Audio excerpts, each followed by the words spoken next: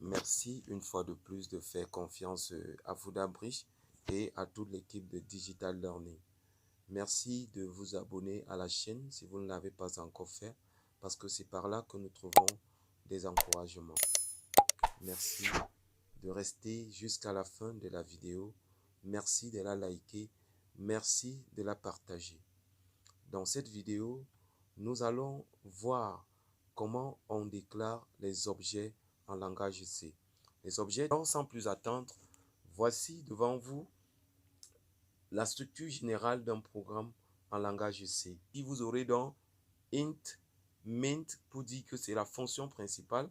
Et cette fonction, pour la débuter, on va ouvrir une accolade. Et bien plus bas, on a l'instruction de fin qui est return 0 parce que nous l'avons déjà dit en algorithmique qu'une fonction doit toujours envoyer un type de retour. Donc on aura donc return 0 de façon classique et à la fin une accolade pour fermer l'accolade qui a été ouverte d'entrée de jeu. Sans plus attendre.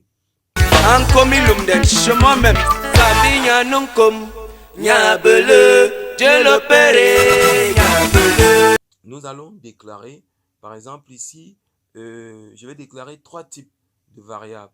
Je vais déclarer une variable de type entier, une variable de type réel et une variable de type caractère. Donc, je prends par exemple la variable A de type entier. Bon, pour déclarer les variables en langage C, le type de la variable précède le nom de la variable. C'est-à-dire que le type vient avant le nom de la variable. Ma variable ici s'appelle A, par exemple. Donc, comme c'est une variable de type entier, je mets donc int pour dire le type de la variable. Je mets A, le nom de la variable. Et je finis toujours une instruction en C en mettant le point virgule. Je vais à la ligne. Je vais déclarer une variable de type réel, c'est-à-dire float. La variable B est de type réel. Vous voyez, la couleur n'a pas changé comme précédemment dans la variable A. Vous voyez, la variable A int est en vert.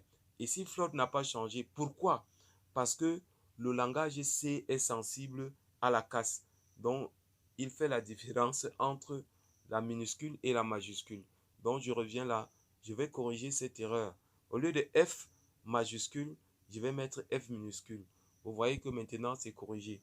Et je vais passer à la ligne pour déclarer ma troisième variable qui est une variable de type caractère, c'est-à-dire un seul caractère. Je dis Shaha et le nom de ma variable c'est C, point virgule. Voilà, je viens de déclarer mes trois types de variables.